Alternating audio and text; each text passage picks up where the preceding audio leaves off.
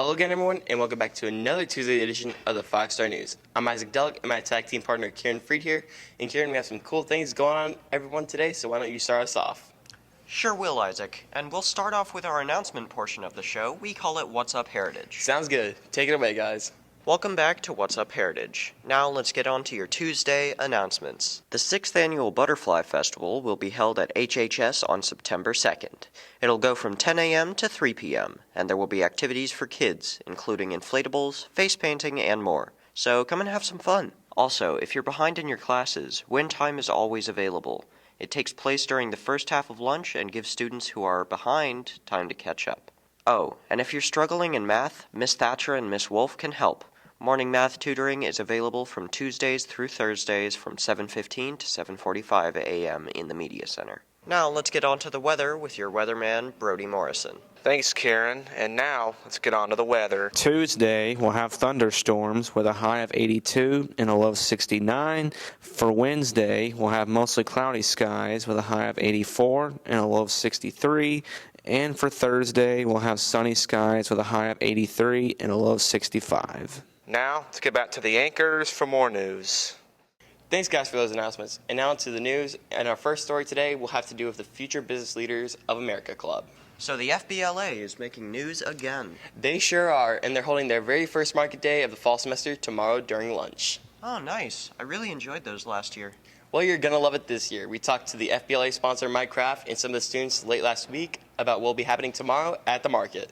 The Heritage High School Market Day is sponsored by FBLA, and we're doing them once a month to give opportunities for students to learn about entrepreneurship and being an entrepreneur and giving them practice and seeing what it's all about. They can pretty much sell most anything. It does have to be approved, though, by the administration prior to it. That's why students need to see me to get a form to fill out with information for the approval. So HHS Market Day is probably one of the best things that Heritage does, where like any student here can like sell or like do like their services for profit and basically like help them like get to know like entrepreneurship and basically like grow as like their own personal brand. And for me, I do video editing services where basically it's like if you need any help with like video editing or stuff like that, I'm your go-to guy. And it's definitely a fun thing that we've done here. It started last semester, last year. It's been a really great opportunity to do this kind of stuff. I feel as if it'd be a good, thing to do because money. I think it'd be a good experience. I mean, I'm selling stuff. I like doing that, obviously. If I didn't like doing it, I wouldn't be doing it. I think market is a great opportunity for a lot of students for what they, so they can share what they do and possibly get paid for it. I think there's a lot of business opportunity, which is great for FBLA. Can't wait to see what's on sale there tomorrow. Yep, it's going to be cool. And speaking of cool things, we have a brand new weekly segment airing on our news starting today. Sure do. And it involves jobs for HHS students. We're going to call this segment General Jobs. Yeah, so September 6th, that's on a Wednesday. We've got representatives from the Elite Lineman Training Institute. They're located in Tunnel Hill, Georgia, and they're coming down to do an informational meeting during lunch for anybody that's interested. So if you've thought about being a lineman, you've looked at possibly lineman work, or you think you'd like that type of working environment, come down and see me in the Career Center. There's a sign-up sheet outside my door, and we will set this meeting up for lunchtime, like I said, and we'll come in and get some good information about being a lineman. They'll talk about salaries, talk about the cost of the school, if there's any scholarship opportunities, and it is the closest lineman school to us. The other one is all the way down in Trenton, and Georgia Northwestern offers one in Polk County. So if lineman's something you want to do, this is the closest school that you can attend in this area. So come see me in the Career Center, sign up on the board, and we'll get you set up for the meeting on September the 6th. It'll be at 11 o'clock. Thanks. That looks like a pretty good deal. Sure does. And the school is very close to home. Yep, and moving on now, and the news is going to be coming out of the counseling office. Yes, and this is really important, so listen up. Well, I mean, can you tell us a bit about what's happening down there? Well, students now have a new way of going about setting up an appointment with their counselors. Yep, and it's called the Counselor Kiosk. How does it work? Here's Isaac over here with more details. So we have our new sign-in area in the counseling office. All you have to do is enter your name and a few details onto the Chromebook, and then it will check you into the counseling office. It's just a way for us to track when students are coming, what the major or what the most common things that we're talking to students about, just so that we can gather some data and get an idea of how we can better serve students. I think it'd be less awkward than them having to go in person and or ask their teacher if they can go see the counselor. They can just sign up themselves if they need to go. I'm not sure if people are going to use it, but I think it should be useful if people need to, instead of, keeping it to themselves or not talking to anybody. Seems easy enough. Now it's time to squeeze in a quick break now, Kieran. Sounds pretty good to me, but hang with us after the commercial for sports. Football gets their first win, and volleyball and softball dive deeper into their region schedules this week. Stick and stay, sports is next.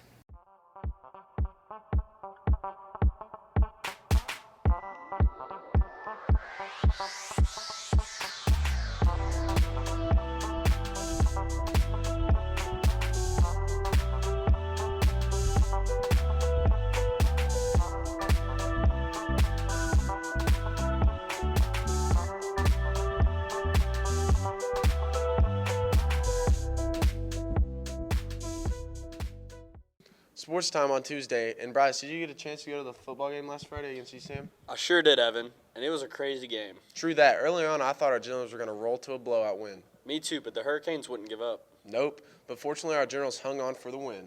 Definitely a nail-biter, and our very own JG has a 28-23 winning recap. Take it away, Coach. It was a solid 150 degrees last Friday night at Jeff Sims Field as our Generals took the field against the East Hamilton Hurricanes. It was the second ever matchup between these two schools. Coach Slaughter's team led the series 1-0. And early on, it looked like the Generals' defense would give the Generals a 2-0 lead in the series very quickly.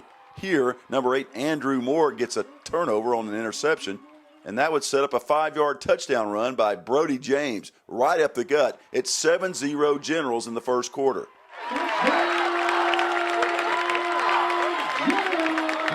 Still first quarter now, the Generals force a Hurricane punt, and that punt would be blocked by Killian Smith. Number 2, Cody Bryan picks it up and goes 21 yards for a General touchdown. It's 14-0 Generals.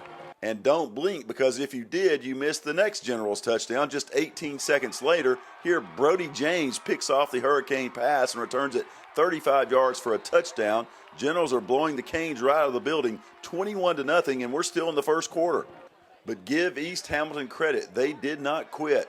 And this TD pass from Trey Crawford to Kyrese Willis is good for a 5-yard score, and it's 21-7 Heritage in the second quarter. But our Generals weren't finished scoring either. Here, Brady Chandler throws a beautiful deep ball to Max Owens. Max pulls it down for a 24-yard gain all the way to the 1-yard line. Very next play, Brody James powers in from a yard out, 28-7 Generals at the half. Second half was all East Hamilton, however. Here, the Canes score a 17-yard touchdown pass from Crawford to Van Zell Hitton, 28-14 Generals.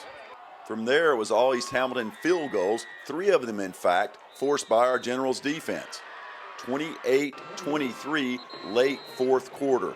Now it's getting down to crunch time. Late fourth quarter when the Canes force a Generals punt, and sophomore kicker Jay Collette delivers a beauty. 48 yards all the way down to the East Hamilton 10-yard line with just over a minute left to play. I mean, Collette had a great game. Didn't miss a field goal. Didn't his punts were on point. I mean, he had a great game. Great punt. Probably, arguably one of the best punts we'll see all year. Pinned him back there, and then our defense made a great stop. First Hurricane play, the D would get a huge sack from number 32 Spencer Green and Jake Bias. That would put the Hurricanes on their own 1-yard line. With just over a minute left in the game, fourth down, this one would come right down to the end. Here, the Hurricanes' fourth down pass would be picked off by J.C. Armour to seal the deal. 28-23 Generals win it in a nail-biter. First of all, I missed a interception earlier, the same play.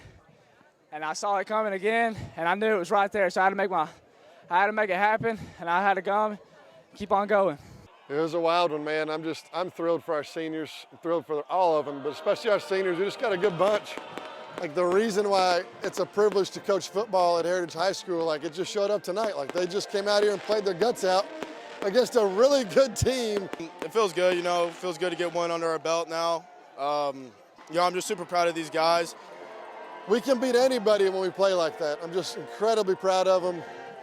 Just so happy for them. They get to enjoy it. They get some feel good that they deserve. Congrats on the big win, guys, and good luck this week at LFO. To volleyball now, and our girls were on the road down near Atlanta this weekend playing a Coal Mountain Classic. Sure were, and they were competing against some of the state's toughest competition. How did our girls do? Well, not too bad. Here's five-star sports reporter Logan Beasley and Nolan Kaler with a tournament recap.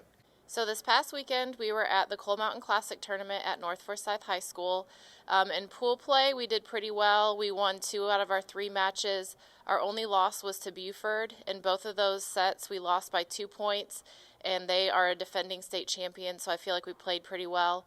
That put us in the gold bracket, and we had to play Cherokee. And again, we played them pretty tough. They ended up winning the tournament, so we ended up 2-2 on the day. This weekend, the Heritage Volleyball team played at North Forsyth tournament, and we went 2-2. I think we did really well, and I can't wait to see what we do for the rest of the season. And we just hope that that carries our momentum into region play, which starts on Tuesday. We'll play Central and Southeast at home.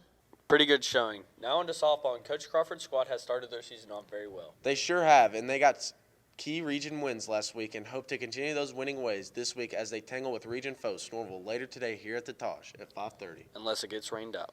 Yeah, this is a big one, and our 5-star reporter's Owen Bryant has talked to coach and few players about the matchup. Here's the preview. I think it's going to take what we did last week against Central. I think you're going to have to pitch well, back our pitchers up on defense, hit well, and run the bases well.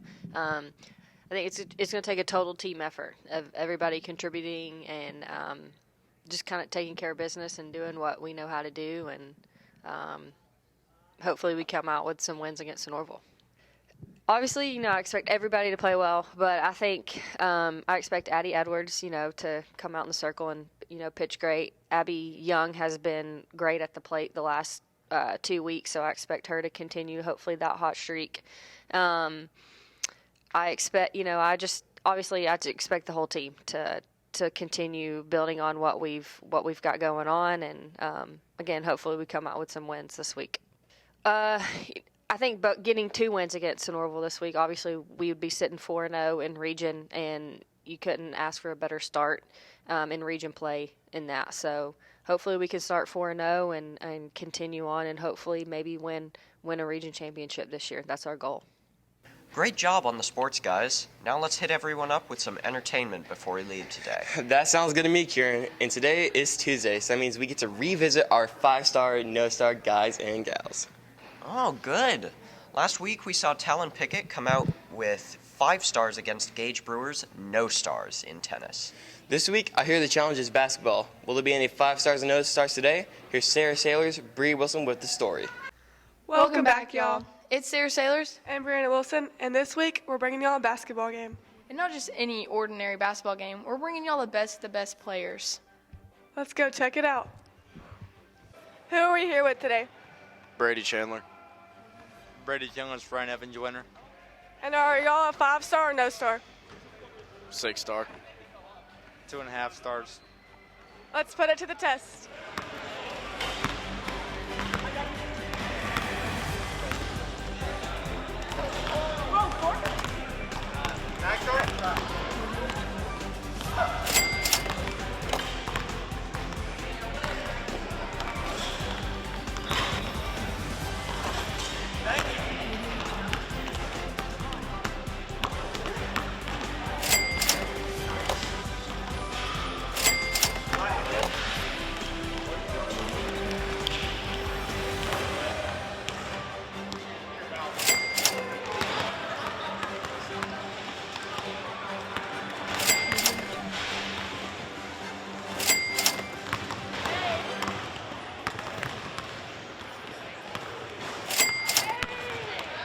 Okay, how do you think you did today?